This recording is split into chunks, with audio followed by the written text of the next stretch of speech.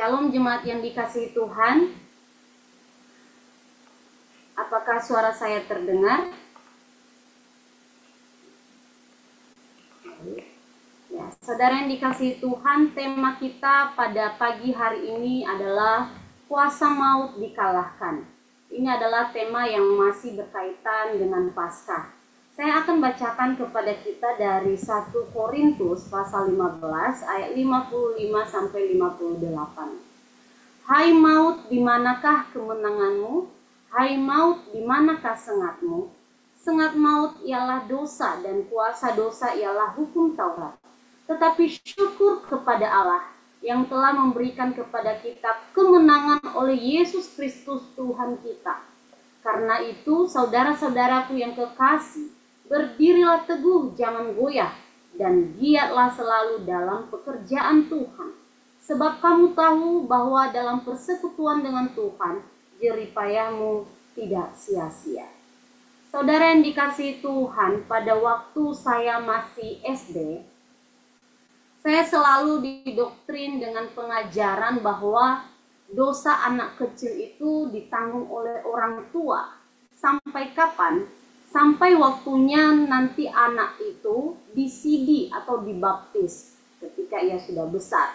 Alasannya kenapa, saudara? Karena anak kecil itu belum bisa meminta maaf atau belum bisa memohon ampun, tidak tahu apa itu dosa.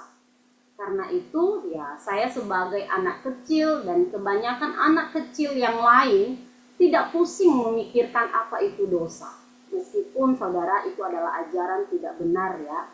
Itu hanya menakut-nakutkan anak kecil supaya ketika ia sudah mengambil komitmen untuk mau dibaptis, ia sungguh-sungguh percaya dan memberi diri kepada Yesus. Saudara yang dikasihi Tuhan, ketika tiba saatnya saya disidi, apa yang terjadi, saudara? Saya mengalami ini secara pribadi, ya. Yang terjadi di dalam diri saya adalah ketakutan. Yang terjadi di dalam diri saya adalah kekhawatiran, kecemasan. Kenapa? Karena saya mengerti bahwa hukuman dosa itu sangat menakutkan. Saya pasti tidak dapat menanggungnya sendiri, saudara. Tidak dapat menyelamatkan diri sendiri, juga tidak dapat diselamatkan oleh orang tua saya. Bisa dikatakan hukuman dosa itu begitu menakutkan dan membinasakan. Sejak saudara yang dikasihi Tuhan, sejak manusia pertama yaitu Adam jatuh ke dalam dosa, tatkala ia gagal menaati perintah Allah, maka semua orang menghadapi dua persoalan utama yang berkaitan dan tidak terpisahkan, yaitu kematian atau maut dan kejahatan atau dosa. Saudara, kita mau belajar satu hal, yaitu aku mau bersyukur. Kita bisa lihat di ayat 56 sampai 57. Di sini Paulus menggambarkan bahwa dosa itu adalah sengat maut. Artinya ada gigitan, ya, gigitan yang sangat fatal, dapat mematikan. Kalau semut saja menggigit tangan kita atau menggigit salah satu bagian tubuh kita, itu menyakitkan. Apalagi ini sengat maut, gigitan yang sangat fatal, mematikan, membinasakan manusia. Dosa itu bersifat universal dan turun-temurun. Contohnya saja, ya, anak kecil yang masih umur 2 atau 3 tahun sudah bisa berbohong, saudara. Sudah bisa menyembunyikan barang temannya, barang papa mama, atau mengambil barang orang lain. Padahal itu tidak diajarkan. Itulah yang disebut dengan natur dosa. Manusia itu sudah melekat di dalam dirinya sejak ia lahir. Sejak di dalam kandungan pun sudah ada yang namanya natur dosa. Saudara, apakah persoalan ini dapat diatasi dengan pemberian aturan hukum Taurat? Sama sekali tidak. Hukum Taurat bukanlah solusi bagi kejahatan dan kematian yang dialami oleh manusia. Lalu hukum Taurat itu apakah salah? Tidak juga. Sebaliknya, hukum Taurat itu adalah sarana yang diberikan Tuhan untuk mengingatkan kita manusia tentang keberdosaan kita yang begitu parah. Di dalam Roma 5 ayat 13, Paulus berkata, sebab sebelum hukum Taurat ada, telah ada dosa di dunia. Tetapi dosa itu tidak diperhitungkan kalau tidak ada hukum Taurat. Jadi saudara, hukum Taurat ini membuka mata kita betapa parahnya dosa yang telah kita lakukan. Mungkin kita selama ini menyembah berhala, membuat patung, ya, menyebut nama Tuhan dengan sembarangan, tidak menguduskan hari Sabat, mencuri, membunuh, bersaksi dusta, dan mengingini yang bukan milik kita. Oleh karena itu, hukum Taurat mengatakan, membuka mata kita bahwa itu adalah dosa kita yang begitu menyakitkan, yang tidak sesuai dengan kehendak Tuhan. Hukum Taurat mengatakan janganlah, ya, menegur kita, mengingatkan kita, janganlah menyembah berhala, janganlah membuat patung, janganlah menyebut nama Tuhan Allahmu dengan sembarangan, janganlah, janganlah, dan janganlah. Tetapi saudara, apa yang terjadi? Hati manusia begitu keras, begitu bebal, tidak taat pada perintah Tuhan, dan akibatnya adalah hukuman mati. Upah dosa adalah maut. Di ayat 57, tetapi syukur kepada Allah. Tetapi syukur kepada Allah yang telah memberikan kepada kita kemenangan oleh Yesus Kristus Tuhan kita. Ayat 57 mengatakan syukur kepada Allah. Karena dua persoalan di atas, yaitu kejahatan atau dosa dan kematian atau maut, sudah dibereskan.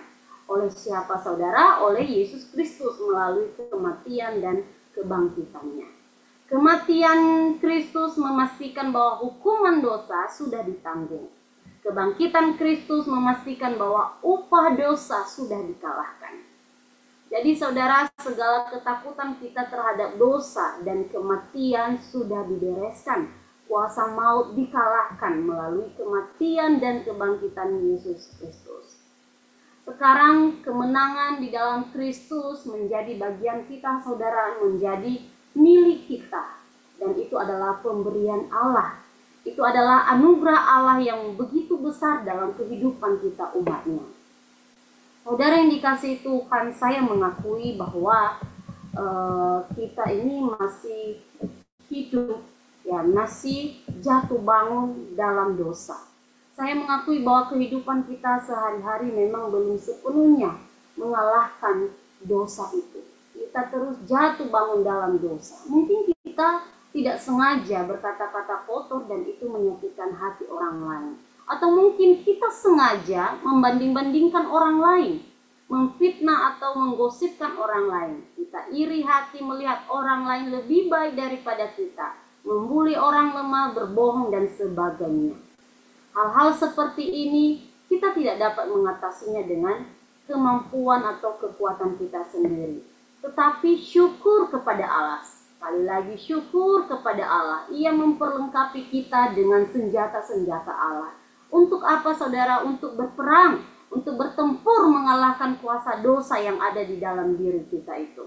Efesus 6 ayat 11 dikatakan, kenakanlah seluruh perlengkapan senjata Allah, supaya kamu dapat bertahan melawan tipu muslihat iblis. Apa saja perlengkapannya saudara? Di ayat 12 sampai 18 di kitab Efesus dikatakan, berikat pinggangkan kebenaran, berbaju jirakan keadilan, berkasutkan kerelaan dalam memberitakan Injil, perisai iman untuk mengalahkan si jahat, ketopong keselamatan yaitu firman Allah dalam segala doa dan permohonan. Saudara, percayalah bahwa senjata Allah ini yang tertulis di dalam Alkitab, yang adalah ya dan amin, dapat menolong kita untuk tetap mengalami kemenangan dalam Kristus. Saudara, mungkin kita sedang diperhadapkan dengan situasi atau dengan godaan untuk kita mau tidak mau harus berbohong. Karena itu mencekam kenyamanan hidup kita. Orang bilang itu adalah bohong putih, ya, bohong untuk kebaikan. Tetapi ingat saudara, jika kita diperhadapkan dengan situasi demikian, pakailah senjata kebenaran. Kalau ya, katakan ya. Kalau tidak, katakan tidak. Karena lebih dari itu berasal dari si jahat. Jadi pakai senjata kebenaran untuk menyatakan kebaikan, untuk menyatakan kebenaran. Jangan berbohong. Meskipun orang bilang itu adalah bohong putih untuk kebaikan. Tidak saudara, tetap pakai senjata kebenaran. Mungkin saudara diperhadapkan dengan kejadian atau masalah yang mengharuskan saudara untuk mengambil keputusan atau membuat keputusan. Ingat, pakailah senjata keadilan. Jangan memihak sebelah pihak, karena mungkin dia adalah saudara kita, mungkin dia adalah kenalan kita, dia sudah berbuat baik kepada kita. Tetap pakai senjata keadilan. Saudara, mungkin saudara diutus untuk menjadi saksi Kristus kepada teman, kepada saudara, keluarga. Ingat, pakailah senjata kerelaan untuk memberitakan Injil. Kerelaan langkah kaki yang ringan, ya, mulut yang ringan untuk memberitakan Injil Kristus kepada keluarga kita. Dan mungkin saudara diperhadapkan dengan godaan uang, godaan wanita, godaan pria yang mengharuskan saudara untuk meninggalkan iman kepada Yesus Kristus. Ingat, pakai senjata iman. Pakai senjata iman yang kokoh hanya kepada Yesus Kristus. Meskipun ada godaan, ya, meskipun engkau diberikan uang berapa miliar supaya engkau meninggalkan imanmu kepada Yesus Kristus, tolak saudara. Pakai senjata perisai iman, ya, tetap teguh hanya di dalam Kristus. Jika saudara juga diperhadapkan dengan kebingungan, keresahan, kekhawatiran, ketakutan, atau kehilangan harapan, ingat, pakai senjata firman Allah dan doa. Di dalam firman Tuhan, di situ Tuhan berbicara kepada kita apa yang perlu kita lakukan. Di situ mendatangkan kedamaian di dalam hati kita, bahkan jalan keluar dari setiap ketakutan kita, kebingungan kita. Mari berdoa kepada Tuhan, supaya engkau berbicara, berkomunikasi kepada Tuhan, dan Tuhan pasti mendengarkan setiap pergumulan kita. Seperti yang kita lakukan pada pagi hari ini, kita menaikkan doa kita kepada Tuhan, karena kita percaya bahwa Tuhan adalah tempat untuk kita curhat, tempat untuk kita berkomunikasi, tempat untuk pergumulan kita yang pastinya didengarkan dan dijawab oleh Tuhan tepat pada waktunya Tuhan. Saudara yang dikasihi Tuhan, oleh karena itu kita bersyukur kepada Allah. Oleh karena kasih-Nya kita dibebaskan dan dimenangkan atas kuasa maut. Kristus bangkit memberi hidup, memberi pengharapan bagi setiap kita umat-Nya. Oleh karena itu kita diajak untuk bersyukur atas keselamatan dan hidup yang ditawarkan, yang diberikan kepada kita. Kita mungkin bisa katakan dalam hati kita bersama-sama atau mengucapkannya, syukur kepada Allah. Saudara yang dikasihi Tuhan, bukan hanya sekedar bersyukur kepada Allah, ya, tetapi juga kita didorong untuk merespons akan kemenangan, akan keselamatan yang diberikan oleh Kristus lewat tindakan dan action kita. Poin kedua adalah aku mau melayani Tuhan.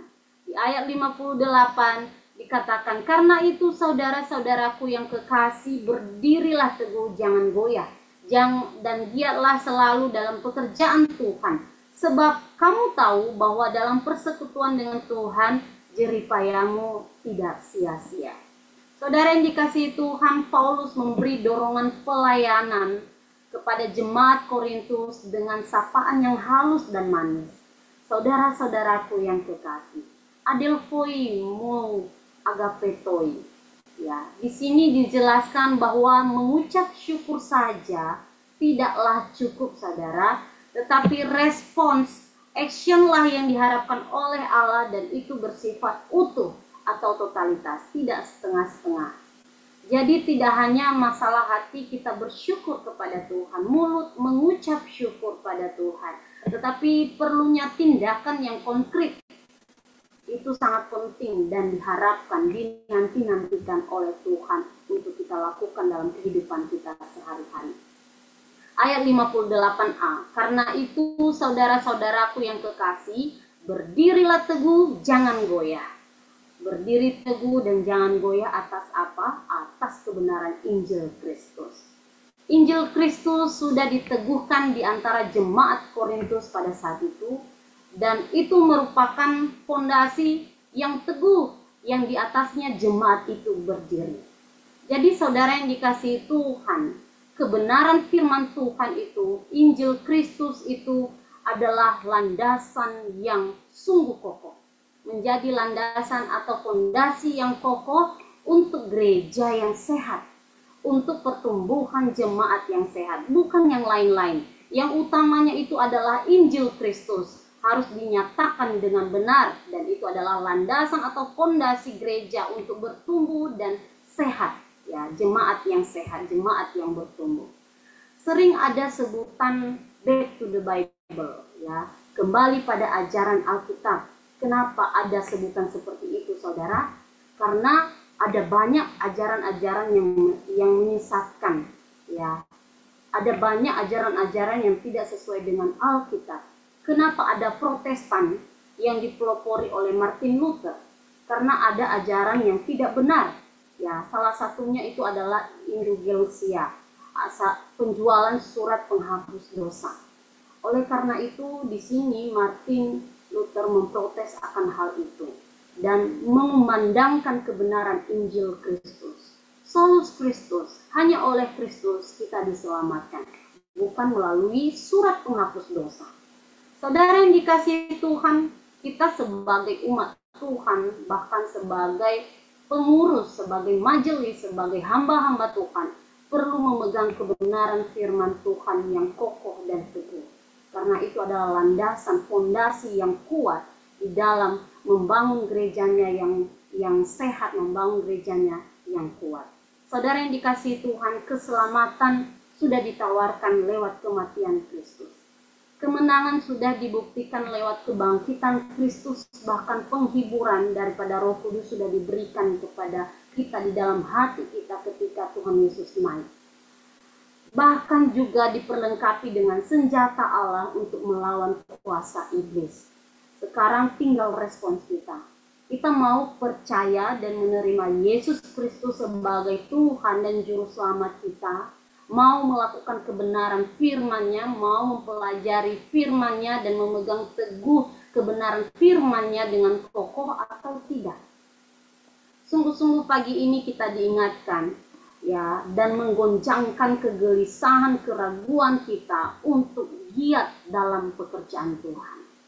Kata giatlah selalu dalam pekerjaan Tuhan di ayat 58b memiliki makna yang sangat menarik, saudara, secara hurufiah. Ya, secara hurufiah mengatakan senantiasa melimpah dalam pekerjaan Tuhan. Ini adalah kata kerja yang menggambarkan sesuatu yang tumpah di semua sisi. Di dalamnya ada kelimpahan.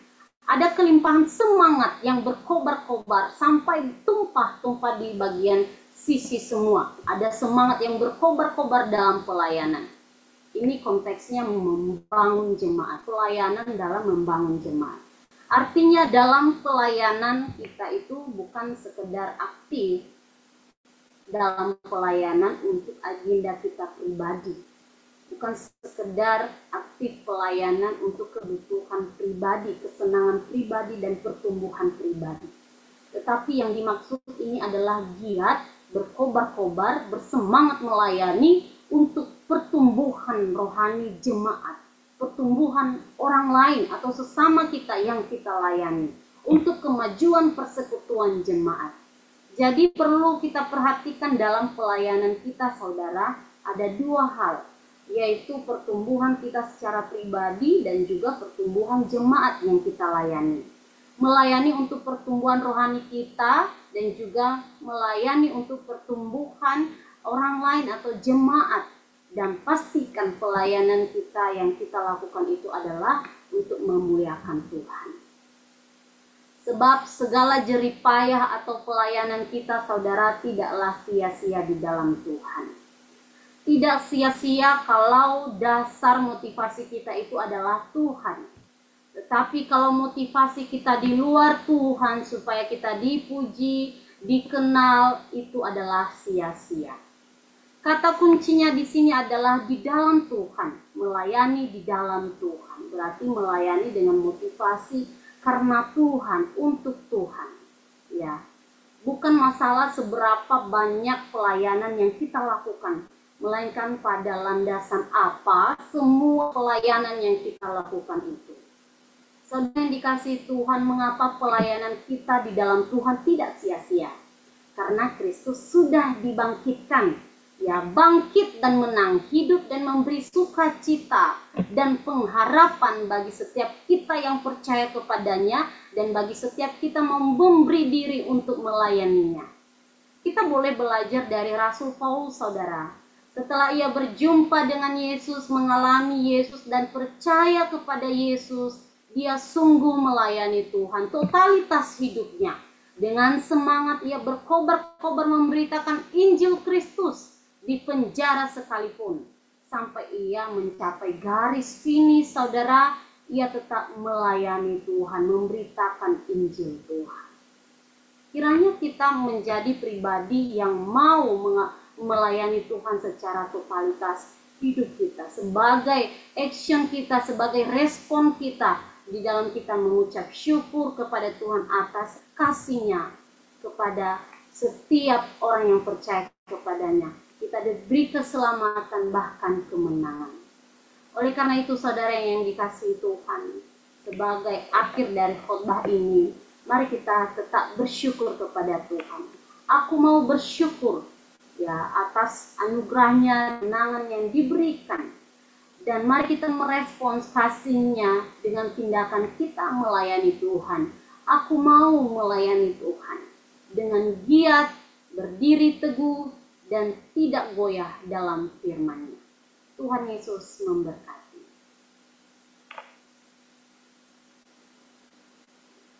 Saya minta dengan kasih Mr. Felix untuk membawa kita dalam doa. Mari kita berdoa. Bapa di dalam sorga, kami naikkan syukur atas setiap kebenaran yang Tuhan singkapkan kepada kami, karena kebangkitan dari Juru Selamat kami Yesus Kristus adalah kebangkitan yang telah mengalahkan kuasa maut, kuasa dosa. Dan itu adalah sebuah kemenangan yang juga dianugerahkan untuk setiap kami yang percaya. Sehingga kebangkitan Kristus adalah telah menjadi sebuah bukti akan keselamatan, kepastian hidup kekal, bahkan juga kepastian di dalam kami menghadapi setiap pergumulan terberat kami, ketakutan terbesar kami, baik itu kematian, baik itu dosa, maupun itu iblis. Dan kami bersyukur karena jaminannya ada di dalam Kristus yang telah bangkit. Sehingga apapun yang boleh kami kerjakan, kami tahu tidak akan pernah menjadi sia-sia. Karena kebangkitan Kristus, kebangkitan yang memberikan pengharapan yang besar, bahkan sebuah kekuatan untuk kami boleh terus giat melayani dengan iman yang teguh, dengan tidak goyah, tetapi boleh terus berjuang di dalam pekerjaan Tuhan. Maka kami doakan, tolong setiap kami ya Tuhan, supaya momen kebangkitan yang telah kami rayakan betul-betul boleh menjadi satu momentum prima bagi pribadi kami, sehingga kami boleh terus mengalami satu kebangunan, satu kekuatan, dan satu dorongan yang besar untuk terus giat mengerjakan pekerjaan Tuhan. Meskipun ada harga yang harus kami bayar, bahkan meskipun kami harus berjerih lelah, bahkan meskipun kami menghadapi tantangan yang besar, tetapi kiranya kebangkitan Kristus boleh terus mendorong kami untuk tidak berhenti, bahkan untuk tidak mundur, tetapi boleh terus maju, bahkan terus berjuang, bahkan sungguh melayani dengan sepenuh hati kami. Pakai kami yang ada di dalam grup ini secara khusus di Jum pagi hari ini, supaya Tuhan terus bekerja bagi kami, dan hidup kami boleh makin berbuah untuk pekerjaan Tuhan. Ini doa kami di dalam nama Yesus Kristus, Tuhan kami yang bangkit. Kami bersyukur, kami berdoa. Amin.